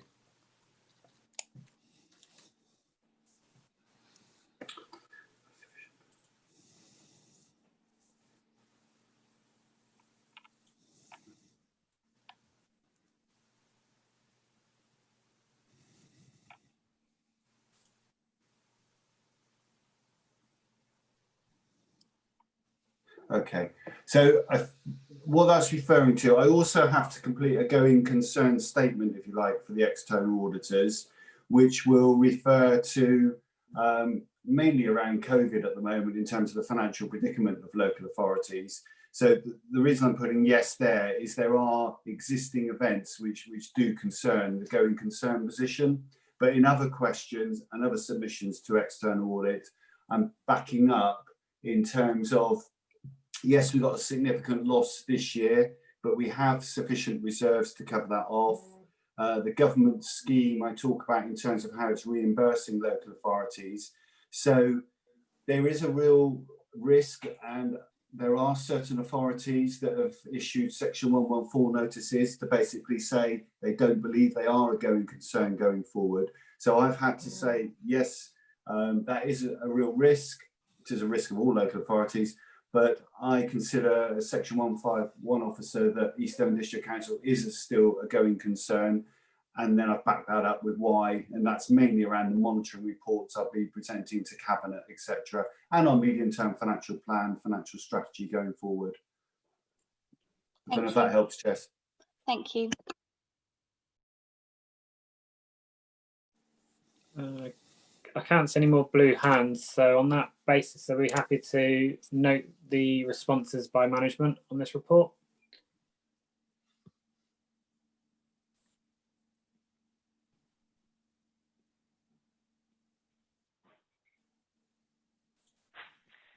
You've got 8 green ticks there, Chair. Thank you. On to the next item. That is, as I scroll down, I draw this out. The Revenue and Capital Outturn report for 2019-20. I think, John, you're speaking on this item. Yes, thank you, Chair. Yeah, it's the Revenue and Capital Outturn report that's going to Cabinet on the 30th of this month. The report covers general fund, housing revenue account. It also covers capital expenditure. So I'll just pull out some of the main numbers really. So in terms of the general fund, paragraph 2.2 of the report details the main variations against the approved budget, which gave the year-end position of an underspend of 2.718 million. And the main element of this is coming from additional income from business rates income. The table at 2.6 of the report details the general fund closing balance, which stands at 6.395 million. And it's this number that leads into proposals being made in the recommendations that 2 million of that balance is transferred to a new medium-term financial plan risk reserve. And it's also that the remainder of that balance is left in the general fund to mitigate against the overspends of the current financial year off the back of sort of COVID expenditure and loss of income. So that's what leads to the recommendations. The housing revenue account is covered off in section 3. Again, there's detail in there of variations against the approved budget, but the bottom line is a 959,000 surplus at the year end was added to the housing revenue account balance. It stands at just over £4 million, and that's detailed at the table at 3.2. And the final section just covers off the capital budget and the net capital expenditure in the year. So for the financial year 2019-20, the total capital expenditure there was £13.327 million. So I'm happy to take any questions from the report. Thank you, Chair. Thank you. So I had a quick question on the general fund, page 131 from the main pack. We talk about we've got employee savings 245,000 in the year, but then there's no implication on future budgets. Is that because we're expecting, we've already factored that into future budgets, so it doesn't reoccur, or have we not, or we think those places will be filled in the future and therefore they're no longer a saving by being vacant? I might have answered my own question. Yes, Chair. No, yes, you've answered your own question there.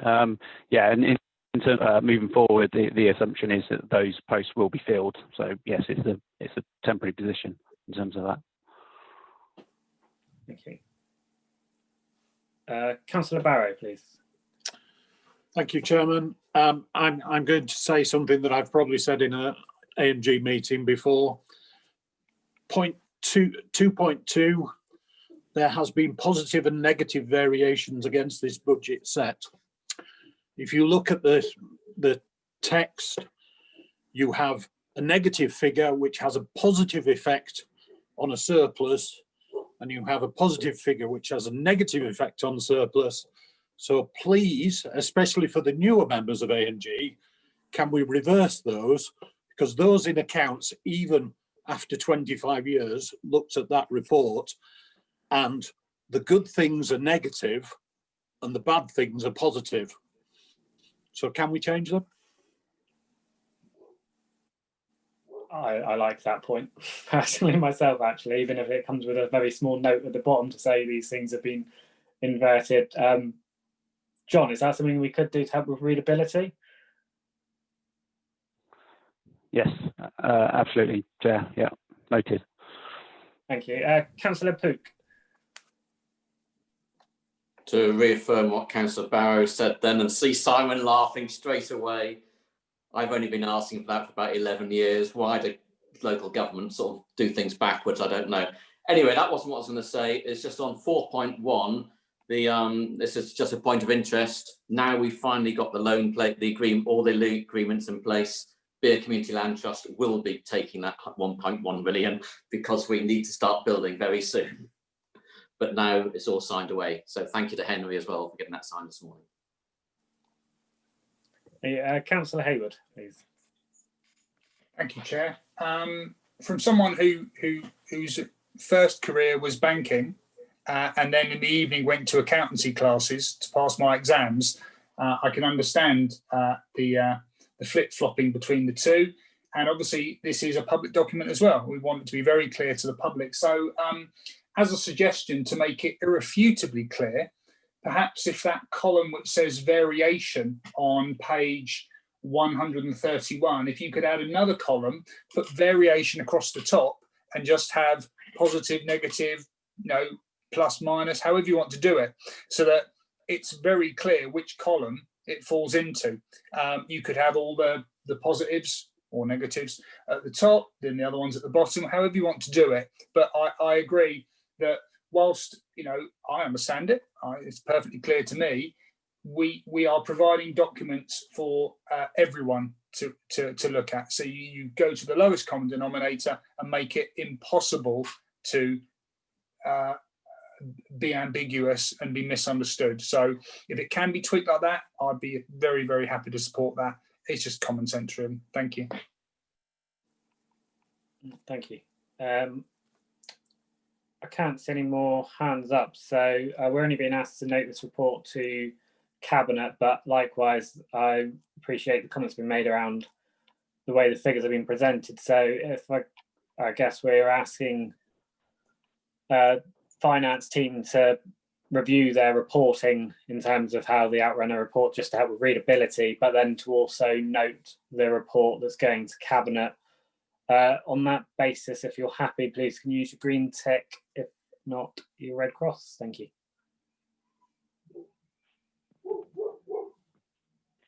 Got 9 green ticks, Chair. Thank you. And then we are on to the next item, which is item 15, to approve the accounting policies for 2019-20 statement of accounts. Back with you, John. Thank you again, Chair. Yes, so like many reports, this was originally due to come to committee in March.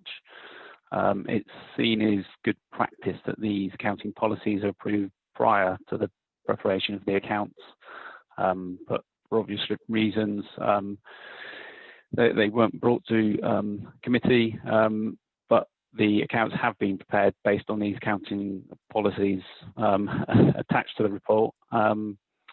So stated in the report at 1.7, it sort of just highlights really that the 2019-20 SIPA code of practice only had some minor changes in there.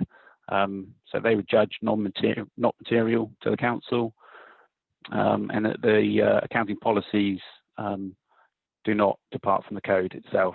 So yes, it would have been originally March, but that's it. Thank you, Chair. Thank you.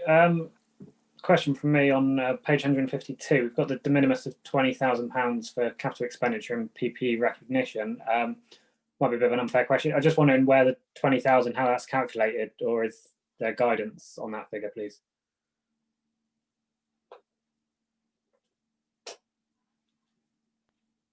I'm not 100% sure. I don't know if it's just a historical figure, but yes, it's yeah, I don't know if it's an older one.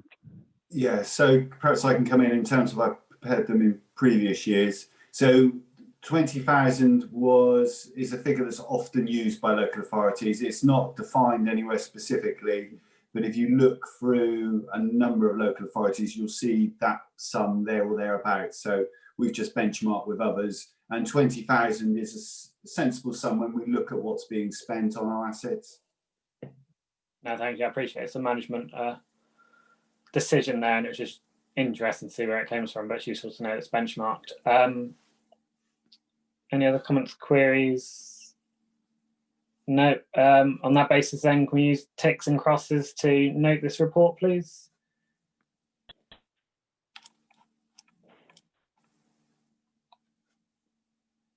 You've got 9 green ticks, Chair. Thank you. On to item 16, which is to receive the draft 2019-20 statement of accounts and note the position on publishing the accounts and audit opinion. Back with you, John. Thank you, Chair. Yes, so it's presenting the draft accounts. They were published on the 17th of August on the council's website, along with the notice of public inspection. So it's a 30-day period running from the 17th of August to the 28th of September. And to date, we've not received any queries from that.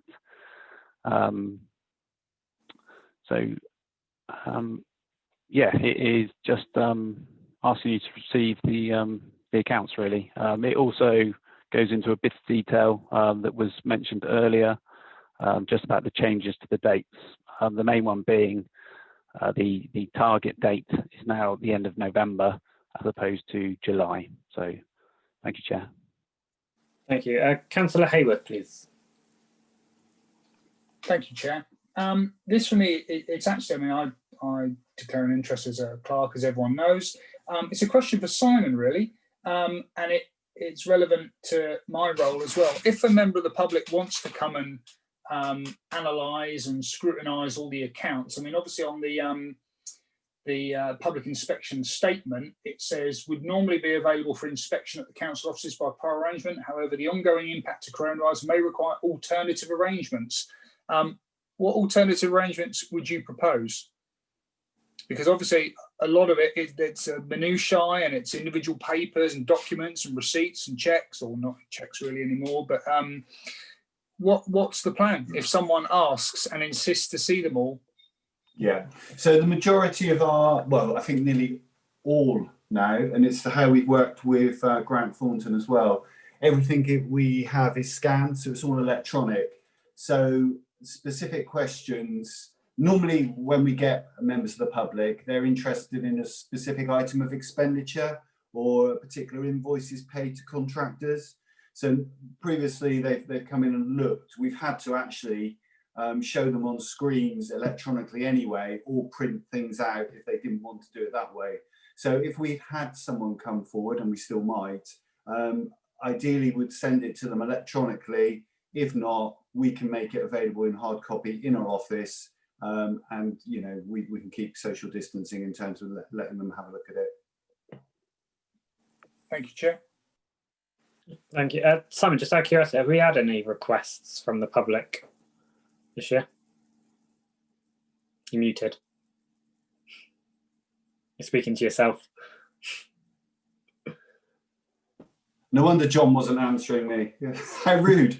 I'm unaware of any requests this year to date. We often do get one or two members of the public, but I don't believe we have this year, and I can see John agreeing with me. Thank you. On the basis I can't see any blue hands, then if we're happy to note the report, ticks and crosses, please.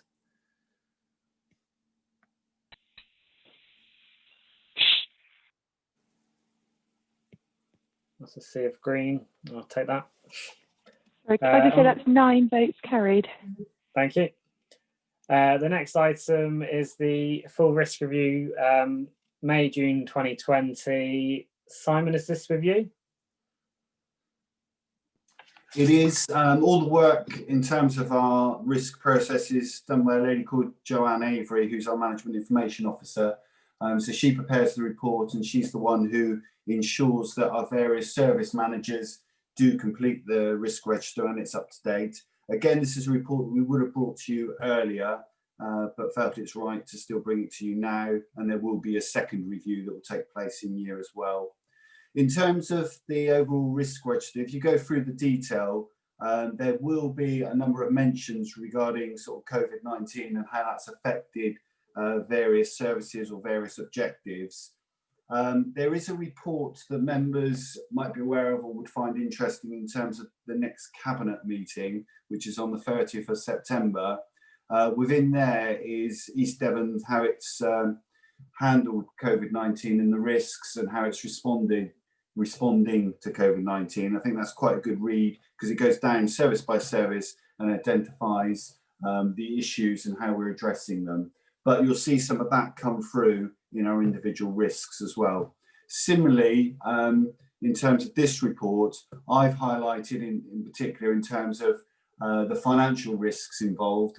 When this risk register was updated, we were into the first couple months of lockdown, and we saw a number of our income areas just drop off completely. So that's reflected in this review. Since then, and why I'm referring in the report to the cabinet agenda, is there's an update on our financial position that members may be interested in reading, in that it is a lot better position than perhaps being portrayed at this point in time when these risks were identified.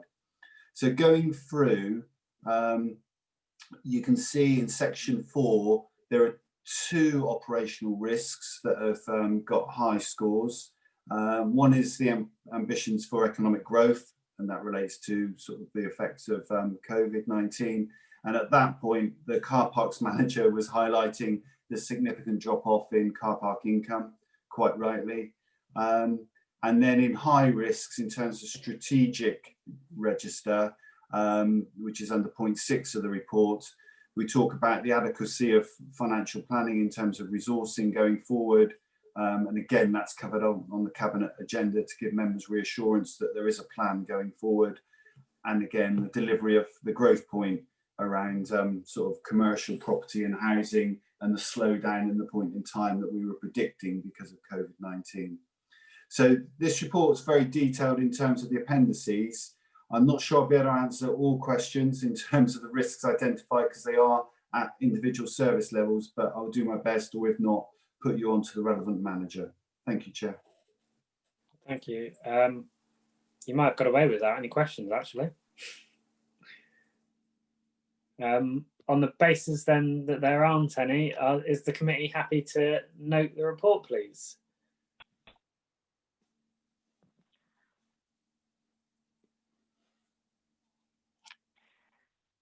You've got 8 votes in favour. Thank you. Item 18 is a RIPA update. The RIPA Senior Responsible Officer advises that there have been no requests for authorisation since the last committee. Simon, I don't know if you just want to do a very, very high level of what that item is, and we're just aware there's new members who might have just been staring at me blankly when I said that. And I'm one of them, Chair.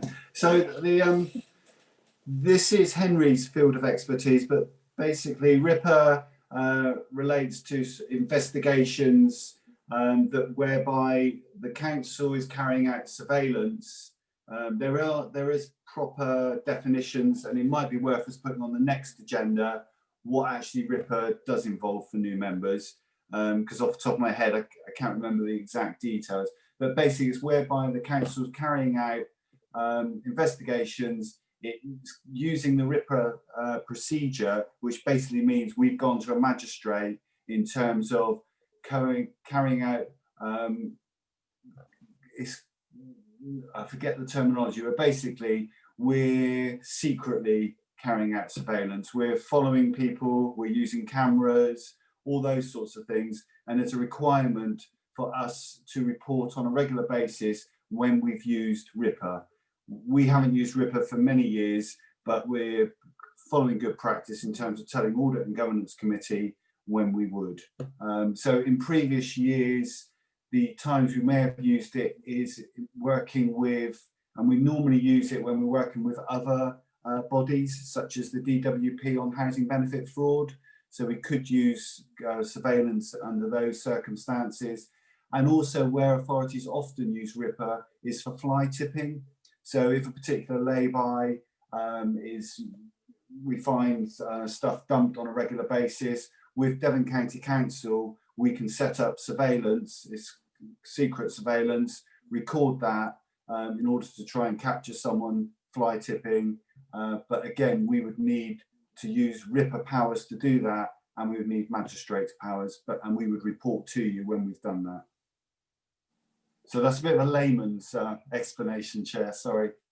Sounds perfect. No, thank you. And finally on to agenda item 19 is the Audit and Governance forward. Sorry, Chair, you've got a speaker. Sorry, sorry, Councillor Hayward.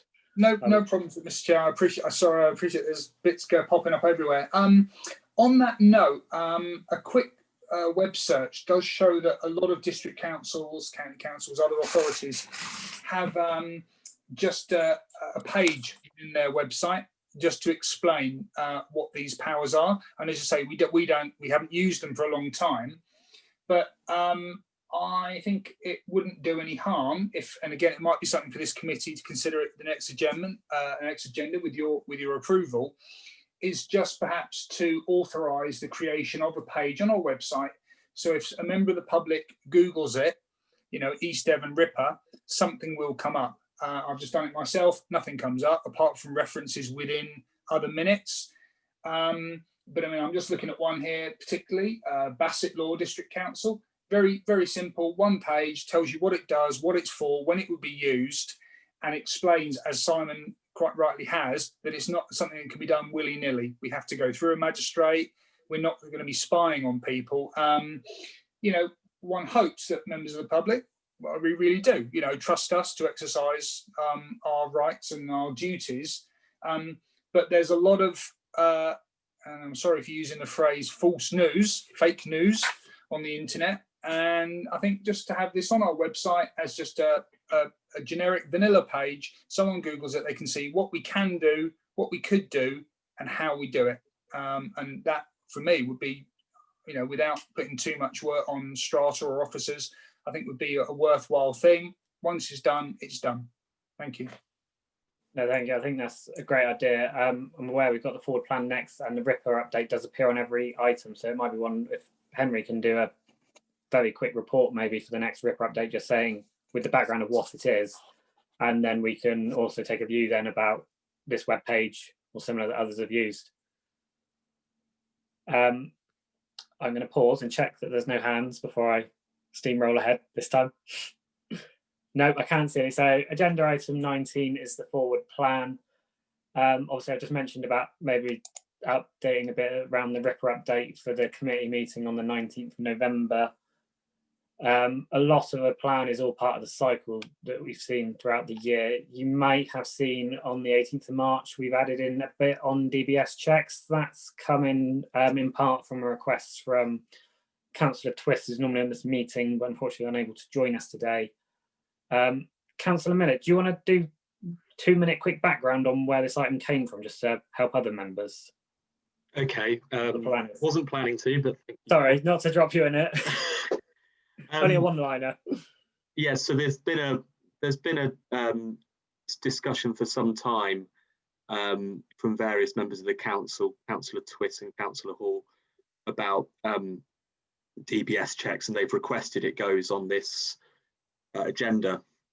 So the monitoring officer did write a report, but I didn't feel, we didn't feel, the chair and I, that it added anything new from the time that it was considered last time, which was at Cabinet 2 or 3 years ago. So with the agreement of the chair and on the suggestion of the monitoring officer, I've asked the LGA to prepare a report and briefing note to give the situation in terms of other local authorities, district councils in particular, across England, the rest of the country, to look at how they approach this situation, because there is a complex legal framework that this council will have to comply with, which to my knowledge means that we cannot, if we were to go down the road of DBS checks, I don't think we would be able to we wouldn't be able to force councillors to take a enhanced check, and we wouldn't either be able to force councillors to publish them online either. But I know there's obviously today isn't the time for a debate on the actual substance of the issue, but I just wanted to let the committee know where we are with that and why it's suddenly sprung on the agenda. And I guess the question is why it's relevant to audit and governance. And I think it's assessing, this is what hopefully the LGA report will do. It's about assessing the risk of whether it's needed to get this, to do this, and one of the options will be obviously the council absorbing the cost for the councillors, all councillors, getting a DBS check. So that's the position. Thank you. I just wanted a minute on that, just to obviously explain why that's appeared when it's not normally on part of our forward plan. Councillor Bailey, you've got your hand up. Yes, because my recollection is that DBS is, I mean, I know that it's been discussed in various committees, but I think the last time it was in the Standards Committee, we then referred it to the Cabinet. So I wasn't sure why the Audit and Governance Committee was appropriate rather than the Standards Committee. No, it's a valid question. At the moment, the scope I understand we're looking at it from is the risk side of things, and obviously our remit is to look at risk. There are certain angles of the conversation that we wouldn't be able to have under our terms of reference. So I'm trying to keep it focused, and that's partly why we're trying to get the homework done now, to make sure it comes with the right things so that we can actually discuss it, rather than rehash old content that's not actually appropriate for this committee. Could I come in? Yes, please. Can I come in very quickly? Yeah, it's a very valid point, Jess. I mean, just looking at the way other councils deal with it, it does tend to go to both audit and governance and standards, because it's relevant to both of the committees. Audit and governance with the risk to the organisation, and standards because it's all part of the code of conduct as well. So I think when it comes to this committee, I would have thought that one of our recommendations, whatever that recommendation ends up being, will be to the standards committee to consider it more. It really does need to be considered by the standards committee as well. So, but yeah, I hope that makes sense. Thank you. I can't see any other hands. So on that basis, are members happy? Could I just quickly jump in? Sorry, Chair. So there's probably just a couple of minor amendments for our reports, given the new reporting timetable. So at the next committee, so the November committee, we won't be bringing our annual audit letter. We'll bring our audit findings report, and similarly our certification report won't be at November. So on November, you'll see our audit findings report, and then we would propose January to bring the annual audit letter, which is the final reporting requirement of 1920, and then a progress update similar to the one that you received today. And within that, we would set out the results of our grants work as well. So it's only a couple of minor amendments, but just because of the updated coronavirus regulations. Thank you. Amanda, did you manage to note those down, the amendments? I did. The certification report, Jackson, that's on for November. Is that being moved as well? Yeah, so that moved. What I'll propose to do is, if I just send you a quick email now, Amanda, would that be okay? Yeah, sure. Yeah, absolutely. Thank you very much. Yes. No problem. Lovely. Thank you. So, check my hands now. Subject to obviously the amendments from Grant Thornton, which I don't think will be material to this actual report anyway. Are we happy to note the forward plan, please?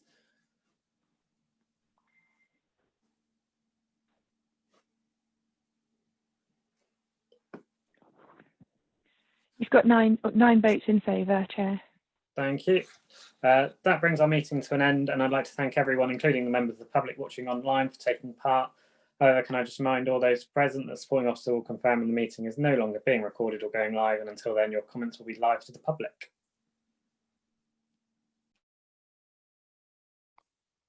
Thank you, Chair. Thank you, Chair. Well done. That was a long one, wasn't it? I think that's the longest one we've had. Well done, Sam. Yeah.